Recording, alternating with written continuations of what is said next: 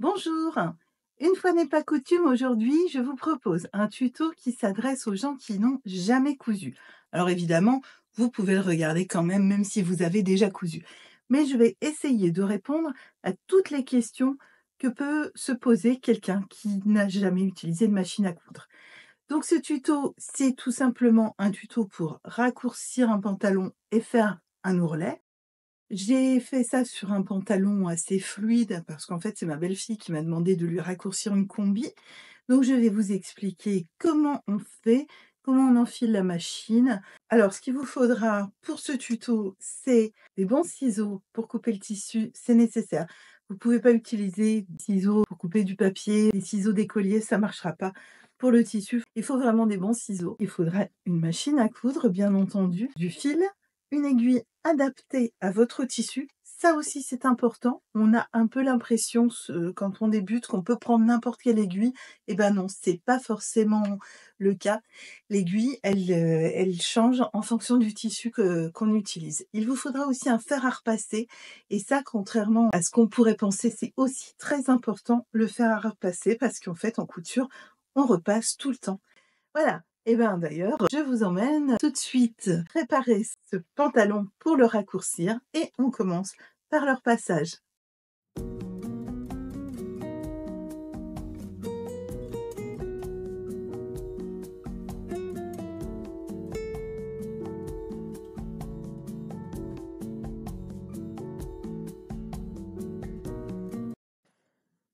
Alors, ici, il va falloir que je retire, enfin que je raccourcisse de 8 centimètres. Donc je vais déjà retirer 4 centimètres.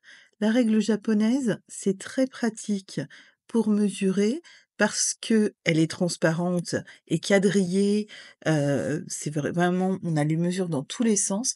Donc on peut la poser le long de l'ourlet et voir qu'on est bien droit à 4 centimètres du bas pour tracer le trait où on va devoir découper. Quand on choisit le fil pour aller avec son tissu, il vaut toujours mieux prendre une teinte plus foncée qu'une teinte plus claire, ça sera plus discret. Ici, je vais devoir adapter l'aiguille au tissu. J'ai un tissu fin. Ici, c'est une aiguille Schmetz. La couleur, c'est bleu, ça veut dire que c'est une aiguille 90. 90, c'est trop gros par rapport à mon tissu. Il va me falloir maximum une 80, peut-être une 70. On va voir ce que je trouve, mais en tous les cas, je peux pas garder la 90. Avez-vous besoin d'un tuyau pour changer votre aiguille quand vous ne savez pas où est votre tournevis? Vous prenez le petit pied de biche pour fermeture éclair et c'est parfait comme tournevis. Tadam! Et voilà, ça, c'est un tuyau qui vaut de l'or. Voilà, l'aiguille 80, vous voyez, elle est rouge orangée ici. Non, j'arrive pas à faire le focus dessus, mais bon, voilà. Il y a un petit rouge orangé, ça veut dire que c'est une aiguille 80. Moi, c'est ce que j'utilise clairement le plus souvent.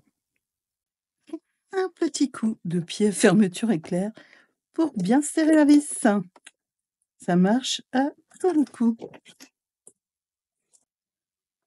Alors, en fait, je me dis un truc, c'est que si vous êtes hyper débutant en couture, vous ne savez peut-être pas faire l'enfilage d'une machine et du coup, je vais vous montrer comment on fait. Donc, j'ai ma bobine ici. Alors moi, j'ai une machine Brother et la plupart des machines Brother, elles proposent comme ça un enfilage horizontal en mettant un petit bloc bobine par-dessus. Alors, il faut savoir que si vous avez ça, il faut forcément que le petit couvercle, il soit plus grand que, la bobine de fil. Voilà. Et donc, vous placez comme ça. Alors, si vous avez une machine avec une bobine qui est placée de manière horizontale, ben, il y a juste pas besoin du cache. En dehors de ça, c'est pareil. Donc vous voyez que vous avez des numéros 1, 2, je ne vois même pas le 3. 1, 2, 4. 1, 2, 4, ben oui. Ah, il est là le 3. Ah oui, d'accord, parce que on va passer par là. Le 3, on va remonter. Le 4, c'est ici et le 5. Je vais tout vous montrer. Donc, on passe ici derrière, on descend, on suit la flèche, on remonte, on passe horizontalement, on descend et ici, on remonte au niveau du 3 et là, on va accrocher, hein, ici à l'intérieur, il y a un petit crochet, ça va s'accrocher. Ensuite, le 5, il faut passer derrière. Ça, c'est vraiment un truc que je ne savais pas faire au début que je cousais. On passe derrière ce petit truc en métal et c'est ouvert, hein. Il y a un petit il y a moyen de le passer comme ça et ensuite, alors moi, j'ai un enfilage automatique. Ça, c'est génial.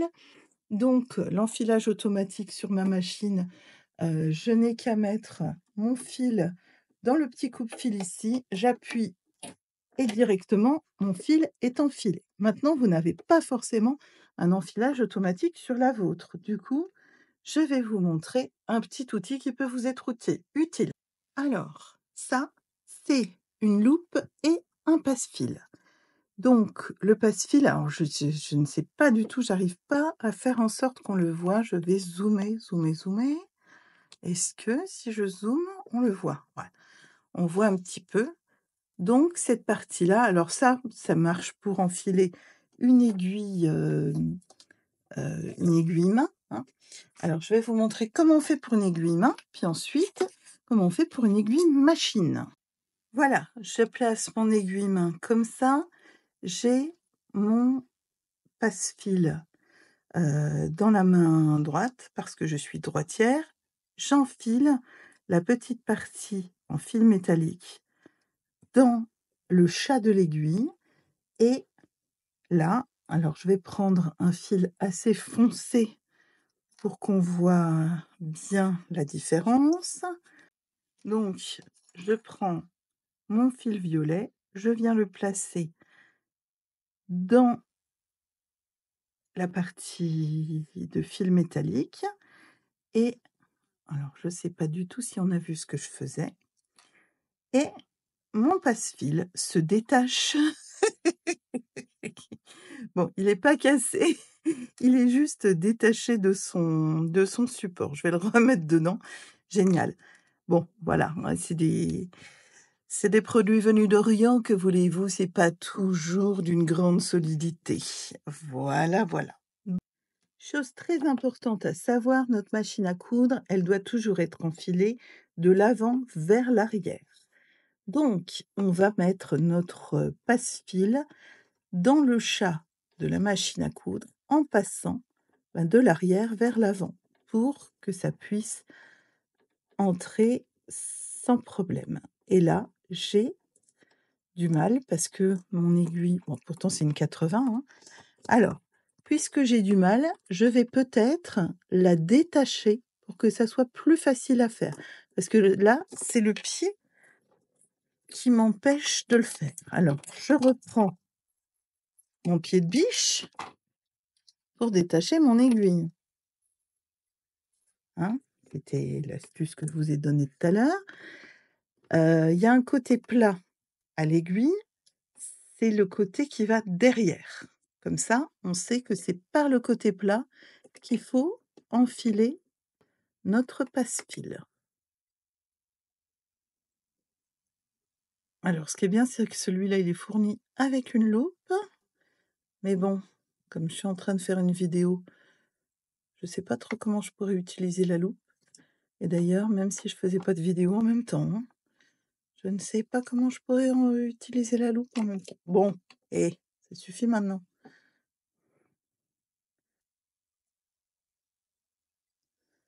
Alors, ça y est, j'ai réussi. Désolée. Donc, j'ai réussi à l'enfiler. Je vais remettre mon aiguille dans la machine.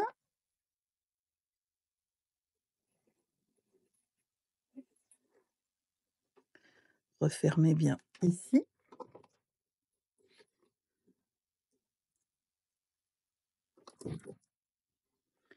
Et maintenant, je passe le fil dans le passe-fil.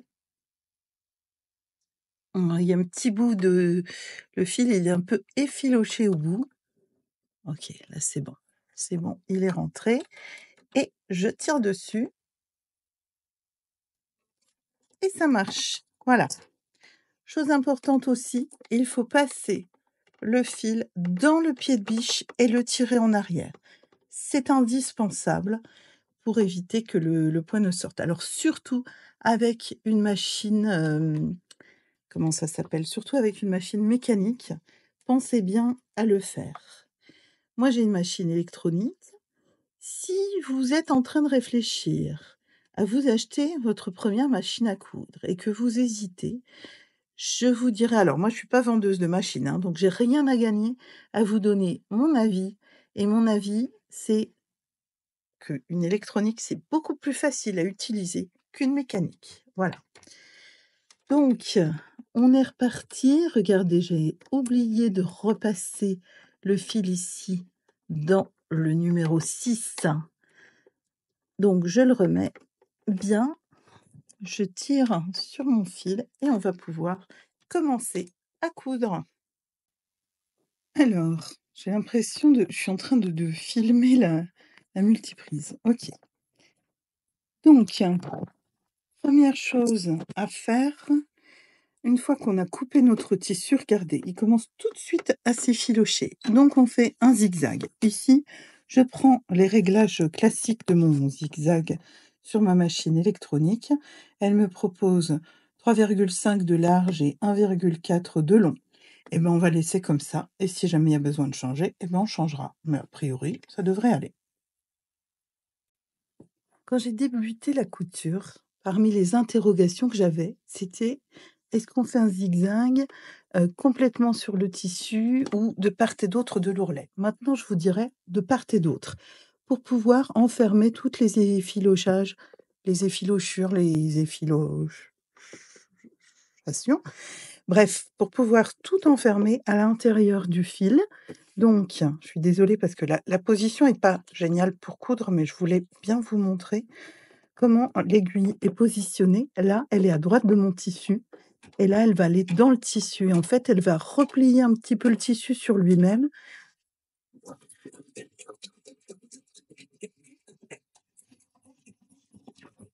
et le zigzag, on verra même pas que c'est un zigzag, mais au moins, ça va nous protéger empêcher l'effilochage du tissu, tout simplement.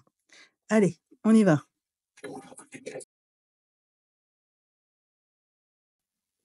Et on revient au fer à repasser. Maintenant qu'on a fait nos zigzags en bas, le tissu, il s'effiloche plus. Il va falloir le replier sur 2 centimètres une première fois, puis une deuxième fois, avant de venir faire notre,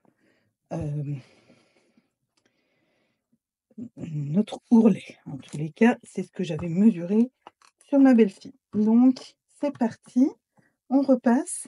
Alors, vous voyez que mes 2 centimètres, je les ai mesurés avec mon pif. Alors, on va juste les vérifier. Ah, ils font 2,5, hein. Alors, on va un petit peu faire moins. OK.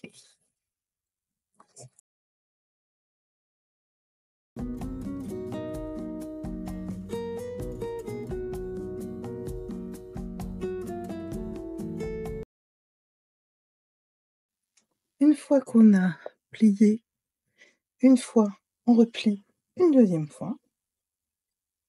On peut épingler. Il y a des gens qui le font. Oui, bon, quand on est débutant, on épingle, clairement, hein. Moi, je suis pas débutante, mais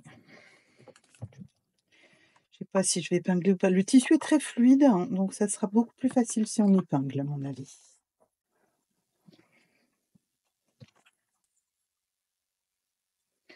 Au moins une épingle de temps en temps.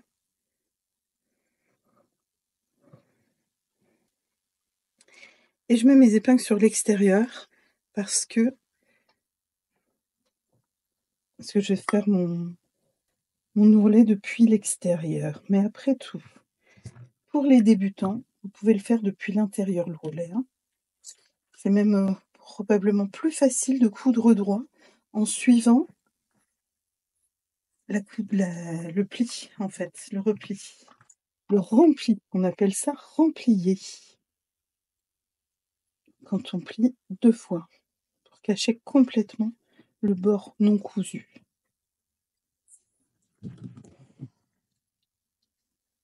Quand je dis on appelle ça Burda appelle ça remplier. Et moi, j'ai appris à coudre avec Burda. Donc, voilà, je vous donne leur vocabulaire. Ah, j'ai oublié de mettre des épingles. Ah ouais, hein. Oh, c'est pas grave, hein, je peux. Aïe, aïe, aïe, ah, c'est chaud la vapeur sur le ventre. Donc, je peux mettre juste une épingle de temps en temps pour maintenir, hein. Alors déjà, je suis pas en train de toutes les mettre dans le même sens.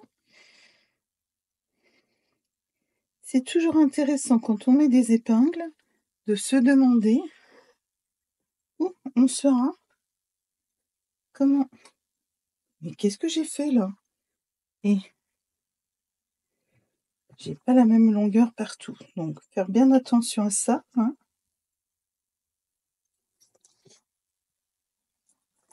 Pour mieux s'en rendre compte avant de coudre. Si on n'a pas mis la même longueur partout, hein.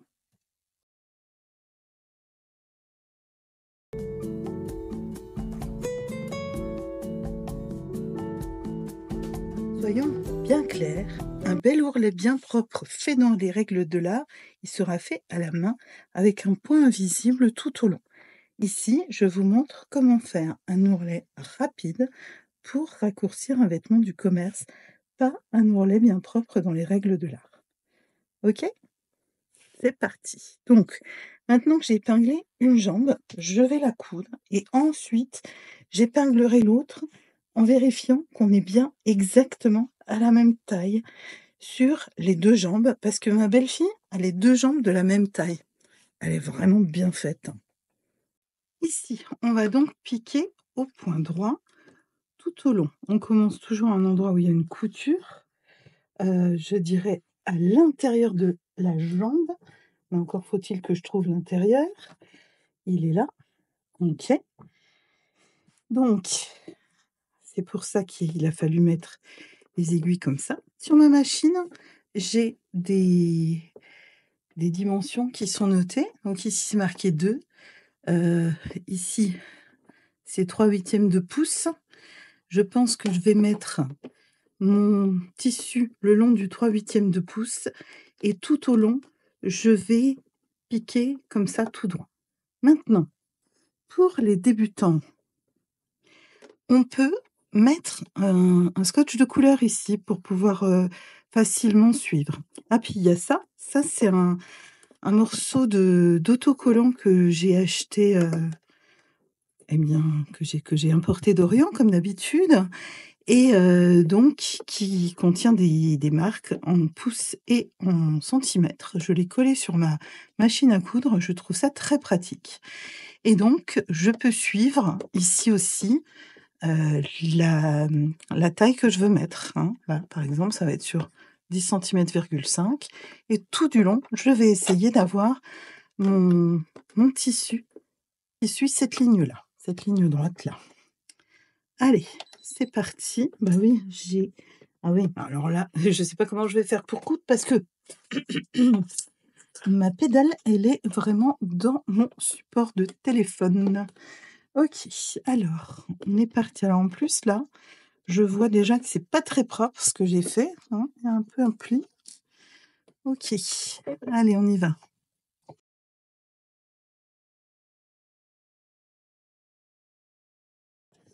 Donc, on cède toujours des repères sur la plaque d'aiguille. De tous les repères qu'on a, il y en a un là aussi, qui est très utile, parce que c'est exactement celui que j'utilise en fait. Et ça nous permet vraiment de laisser le tissu bien droit tout le long de la couche.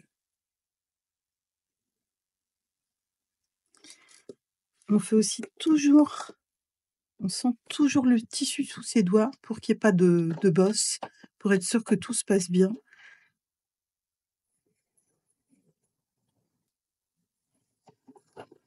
Bon, Je retire la cam, hein, de toute façon, vous avez compris le truc, mais là, je suis pas assez à l'aise pour coudre.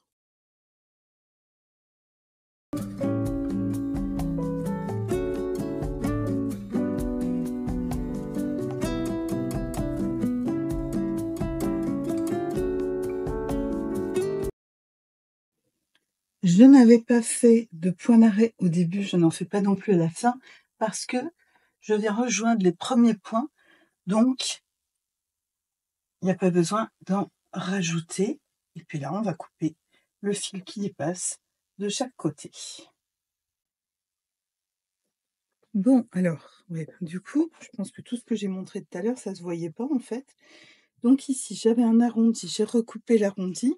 Et maintenant, je vais plier sur 2 centimètres, puis de nouveau sur 2 centimètres. Et je pense qu'on va être exactement au même endroit. Mais on vérifiera avant de piquer quand même. Je vous montre. Ici, j'ai donc mis ma première jambe, celle qui est terminée, heu, sur mon sur ma table à repasser et par-dessus, je mets la deuxième en ayant bien mesuré les repères pour qu'on soit exactement au même endroit et je vérifie que la hauteur va être la même partout et ça m'a l'air d'être le cas. Et ben, c'est formidable! Donc, je vais continuer à repasser, à épingler pour faire la deuxième jambe en vérifiant bien qu'on ne fait pas une jambe plus courte que l'autre. Voilà. Et ben voilà, une fois qu'on a préparé notre couture, on va faire comme pour la première, on va recoudre. Bon, je vous remontre pas, hein, c'est exactement la même chose que tout à l'heure.